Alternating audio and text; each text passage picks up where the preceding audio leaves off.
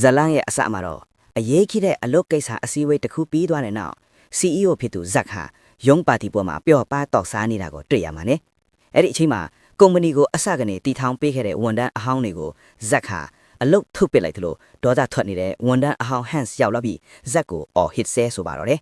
Hans ကအလုတ်ပြန်ရဖို့အတွက်လာစာ short ယူမယ်လို့တောင်အတနာထန်ပေမဲ့ဇက်ကတော့သူ့ကိုမောင်းထုတ်လိုက်ပါတယ်။အဲ့ဒီမှာတင် Hans ဟာတနက်တလက်ကိုထုတ်လိုက်ပါတယ်။ဇက်ကလန့်သွားပြီးဒီလူတွေကမင်းတငယ်ချင်းတွေပါကွာလို့ပြောပြီးသူ့မိန်းမကမကြသေးခင်မှာကမှကိုဝင်ပြက်ကြထားလို့စိတ်ထိခိုက်နေရကြောင်းအကြောင်းပြပြီးတောင်းပန်ပါတယ်။ဒါပေမဲ့ Hans ကတော့ဇက်မျက်မှာကိုတွေးရီဆင်းသွားအောင်သူ့ကိုသူပစ်တက်ပြီးအဆုံးစီရင်သွားပါတော့တယ်။အဲ့ဒီနောက်မှာတော့ဇက်ကသူ့မိန်းမ NBC ကိုဖုန်းဆက်ပြီးအချိန်မပေးနိုင်ခဲ့တာတွေအတွက်တောင်းပန်ရင်ချစ်တယ်လို့ပြောပါတယ်။အဲ့ဒီညမှာပဲဇက်ခါဘားတစ်ခုကိုရောက်နေပြီးဂျူလီယာလို့ခေါ်တဲ့မိန်းကလေးတစ်ယောက်ဘားတင်တာနဲ့စကားများနေတာကိုကြားလိုက်ရပါလေ။ဇက်ကဂျူလီယာစိတ်လျော်သွားအောင်အချိုးရည်တစ်ခွက်ဝဲတိုင်ရင်စကားစမီပြောဖြစ်ကြပါတယ်။ဇက်ကမနေ့ဖြန်ကြရင်သူ့မိန်းမအမ်မီနဲ့အစီအစဉ်ကောင်းတွေရှိကြောင်းပြောပြပါတယ်။ဂျူလီယာကဇက်ကိုမြှူးဆွဲဖို့ကြိုးစားပေမဲ့ဇက်ကတော့သူ့မိန်းမကိုချစ်တဲ့အကြောင်းပြောပြီးငင်းလိုက်ပါတယ်။နောက်တနေ့မနက်မှာဇက်နဲ့အမ်မီတို့ခရီးထွက်လာကြပါတယ်။ကားမောင်းနေတော့ဇက်စီကိုဖုန်းနံပါတ်စိမ်းတစ်ခုကနေမနေ့ညကတိတ်ပြောဖို့ကောင်းတာပဲဆိုပြီး message ဝင်လာပါတယ်။ဇက်ကဘသူလဲလို့မေးလိုက်တော့တစ်ဖက်ကလူကအမ်မီသာဒီကိစ္စကိုသိသွားရင်ဘလို့ဖြစ်မလဲဆိုပြီးချင်းချောက်ကယူရို9ဘိန်း500,000တောက်လာပါတယ်။နောက်ဆုံးဝင်လာတဲ့ link မှာဂျူလီယာနာမည်ပါနေတာမို့ဇက်ကသူ့ရှိနေတွေနဲ့ရှင်းခိုင်းမယ်လို့တွေးလိုက်ပါတယ်။ဟိုတယ်ရောက်တော့ဇက်ကအခန်းဝင်ဆောင်မှုအတွက်တကားဖွင့်ပေးချိန်မှာတစုံတစ်ယောက်ကသူ့ကိုချောင်းကြည့်နေတယ်လို့ခံစားလိုက်ရပေမဲ့ဘသူမှမရှိပါဘူး။ဂျူလီယာစီက message တွေထပ်ဝင်လာပေမဲ့ဇက်ကလစ်လူရှုပြီးအမ်မီနဲ့ညစာစားပါတယ်။ဇက်ကအမ်မီနဲ့အတူနေကိုစူးစမ်းပေမဲ့အမ်မီကတော့ကိုဝင်ပြတ်ကျလာတဲ့စိတ်တန်ရာကြောင့်အစင်သင့်မထည့်သေးပါဘူး။နောက်တနေ့မနေ့မှာသူတို့စုံတွဲဟာမိုးပြန်ပူပေါင်းမောင်းမဲ့ Harry ဆိုတဲ့ pilot နဲ့တွားတွေ့ပါတယ်။ Harry ဟာစီကန်းချက်တွေရှင်းပြနေတော့နောက်ထပ်ဧည့်သည်တယောက်ရောက်လာပြီးအဲ့ဒါကတော့ဂျူလီယာဖြစ်နေပါတယ်။ဂျူလီယာကဇက်ကိုမတိကျင်အောင်စောင့်ပြီးမိတ်ဆက်ပါတယ်။ဇက်ကလည်းမတိတယ်လို့ပဲပြန်နေလိုက်ပါတယ်။တကယ်တော့နှစ်ယောက်စီးဖို့ private မှာထားတာဖြစ်ပေမဲ့ဂျူလီယာကသူ့တငယ်ချင်းမလာနိုင်တော့လို့ပါဆိုပြီးလိုက်စီးမဲ့ပုံစံပြောပါတယ်။ဇက်ကနေမကောင်းချင်ရောက်ပြီးပြန်ချင်ပေမဲ့အမ်ဘီကဇက်ကြောက်နေတာလို့ထင်ပြီးဆက်နေဖို့တိုက်တွန်းပါတယ်။ပူပေါင်းစထက်တော့စူညာနန်တွေကိုအခွင့်ကောင်းယူပြီးဇက်ကဂျူလီယာကိုဘာလှုပ်ချင်တာလဲလို့မဲပါတယ်။ဂျူလီယာကပတ်စံအခုလွှဲပေးရင်သူတို့တွေငင်းငင်းချမ်းချမ်းလိုက်စီးလို့ရပြီလို့ပြောပါတယ်။ပူပေါင်းမြင့်လာတာနဲ့အမျှရှုခင်းတွေကအယမ်းလှလာပြီးHarry ကလေကြောင်းထိန်းသိမ်းရေးစခန်းကိုလှန့်အကြောင်းကြားပါတယ်။အရှိတ်မှာတိမ်ထူးကြီးတစ်ခုရှိနေကြောင်းတတိပေးခံရပါတယ်။အဲ့ဒီနောက်ဂျူလီယာကဇက်ကိုမတ်မိသလားလို့မေးလာပါတယ်။အမ်မီကစိတ်ဝင်စားသွားပေမဲ့ဇက်ကတော့လူမားနေတာပါလို့ပြောပါတယ်။ Harry ကရှမ်ပိန်ပလင်းဖောက်ဖို့ခါးကြားကဓားကိုထုတ်လိုက်ပါတယ်။မိန်းကလေးတွေစကားစမီပြောကြရင်ဂျူလီယာကသူကဘန်တစ်ခုရဲ့ကျွေးမီထိန်းသိမ်းရေးအပိုင်းမှာလုပ်တယ်လို့ပြောပါတယ်။အခြေအနေတွေတင်းမာနေတာကို Harry ကရိပ်မိပြီးစကားလမ်းကြောင်းလွှဲပါတယ်။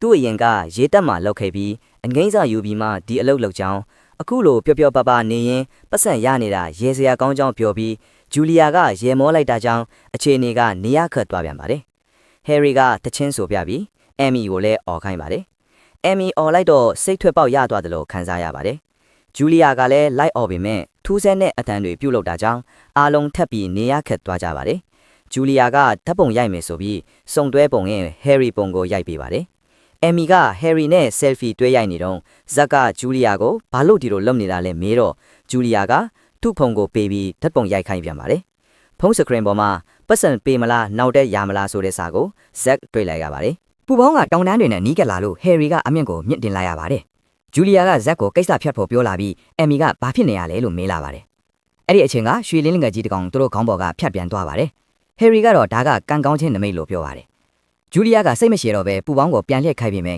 Harry ကတောင်တန်းတွေကြားမှာဆင်းလို့မရကြောင်းလေချောင်းတင်မှာပြန်လို့ရမှာမို့နိုင်ဝက်လောက်ကြာအောင်မယ်လို့ပြောပါတယ်။ဂျူလီယာကတီးမခံနိုင်တော့ပဲမနေ့ညကဇက်ဝဲလိုက်တဲ့အချိုးရဲ့အကြောင်းထည့်ပြောလိုက်ပါတယ်။ဇက်ကညင်းနေတာကြောင့်ဂျူလီယာကအမ်မီကိုလှည့်ပြောပါတယ်။ခလီးပြချပြီးကလေးကနင်တို့အတူမနေဖြစ်ကြဘူးဆိုတာငါသိတယ်လို့ပြောလိုက်ပါတယ်။ဇက်လည်းမလွဲတာတော့ပဲသူအတင်းထွက်တော့ခဲ့တာတော့မှန်တယ်။ဒါပေမဲ့ဘာမှမဖြစ်ခဲ့ဘူးလို့ဝန်ခံပါတယ်။အမ်မီကစိတ်ဆိုးထွားပါတယ်။ဂျူလီယာကတော့ဇက်နဲ့သူအတူအိတ်ခေကြကြောင်းပြောပြီးတက်တဲ့အနေနဲ့ဇက်ဝတ်ထားတဲ့ချေးအိတ်ပုံစံနဲ့ဇက်ရဲ့ခါးကမဲ့အကြောင်းကိုပြောပြလိုက်ပါတယ်။အမ်မီကယုံသွားပြီးဇက်ကတော့ညင်းနေတော့ပါပဲ။ Harry ကဝင်ထင်းပြီးမယ်စိတ်ဖြစ်နေတဲ့ဇက်ကသူ့ကိုဆဲဆိုပါတယ်။ဇက်ကရှင်းပြပါတယ်။ဂျူလီယာကသူ့နောက်ယောင်လိုက်ပြီးငွေညစ်နေတာပါ။ မဲ့ကိစ္စကလည်း social media ပုံတွေကနေတိတာဖြစ်မယ်လို့ပြောပါတယ်အဲ့ဒီအချိန်မှာပူပေါင်းကအယမ်းမြင့်လာလို့ဟယ်ရီက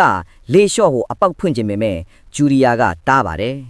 ဂျူလီယာကဟယ်ရီရဲ့ဓာတ်ကိုလူယူပြီးချင်းချောက်ပါတော့တယ်ဟယ်ရီကအကူအညီတောင်းဖို့ရေဒီယိုဆက်သွယ်ဆက်ကိုကင်လိုက်ပေမဲ့ဂျူလီယာကကျိုးကိုဖျက်ပစ်လိုက်ပါတယ်ပူပေါင်းကအမြင့်ကိုဆက်တက်နေပြီးအောက်ဆီဂျင်ပြတ်တော့မဲ့အခြေအနေရောက်လာပါတယ်ဟယ်ရီကကျိုးကိုဆွဲဖို့ကြိုးစားပေမဲ့ဂျူလီယာကတားဆီးထားပါတယ်ဇက်ကအခွင့်ကောင်းယူပြီးဂျူလီယာကိုဝင်လုံးပါတယ်ဟယ်ရီပါဝင်ကူပြီးဂျူလီယာကိုချင်းတောင်းအဖြင့်ဘက်ကိုကင်ထားပြီးလက်နဲ့ချခိုက်ပါတယ်ရုံရင်းဆန်ကဖြစ်နေတော့ဂျူလီယာကချောင်းဆိုးလိုက်တော့ဇက်လစ်သွားပြီးဂျူလီယာကဇက်ကိုပြန်ဆွဲကတုတ်တန်ရှင်းနေရိုက်ပါတယ်ရုံရင်းဆန်ကထဲမှာ gas pipeline ပေါက်သွားပြီးမီးတောက်တွေဂျူလီယာကိုဟတ်သွားပါတယ်အမ်ဘီကမီးလောင်နေတဲ့ဂျူလီယာကိုကူညီပြီးမီးတပ်ပေးပါတယ်ဟယ်ရီကမီးတပ်ဆေးဘူးနဲ့မီးငင်းပြီးပဲဇက်ကတော့လက်ကြည့်နေပါတယ်မီးကြောင့်လေပေါက်ဖွင့်တဲ့ကြိုကဝက်လောက်ကပြတ်သွားပါပြီ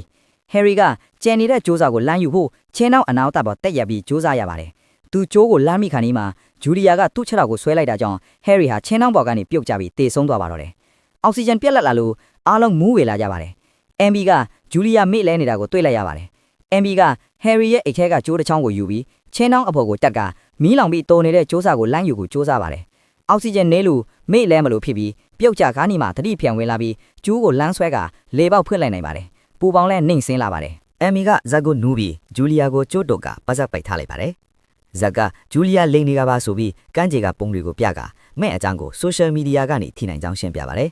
အဲ့ဒီအချိန်ပူပေါင်းကတောင်တန်းတွေစီဥတီသွားနေလို့တိုင်မိတော့မဲ့အခြေအနေထက်လာပါတယ်မိဖို့ကအလုံးမလို့တော့လို့ဝိတ်လျှော့ဖို့ဂတ်အိုးကြီးကိုဖြုတ်ချရပါတယ်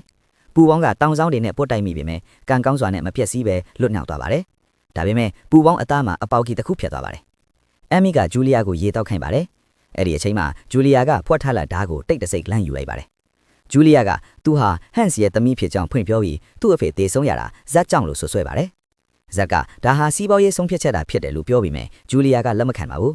ရုတ်တရက်ဂျူလီယာကဇက်ကိုဓာတ်နဲ့ထိုးလိုက်ပါတယ်အမ်မီကဝင်ဆွဲနေဖြောင်းပြကိုကြိုးစားပြီးမြဲမရပါဘူးအဲ့ဒီအချိန်ဇက်ကဂတ်အိုးအလွတ်နဲ့ဂျူလီယာခေါင်းကိုရိုက်ချလိုက်ရာဂျူလီယာပွဲချင်းပြီးသေဆုံးသွားပါတယ်အမ်မီလန့်သွားပြီးမြဲဇက်ကကာကွယ်ဖို့လုပ်တာပါလို့ပြောရင်းသွေးထွက်လွန်ပြီးလဲကျသွားပါတယ်ပူပေါင်းကအပေါက်တွေကြီးလာပြီးတောင်တန်းတွေစီပြန်ရောက်သွားပါတယ်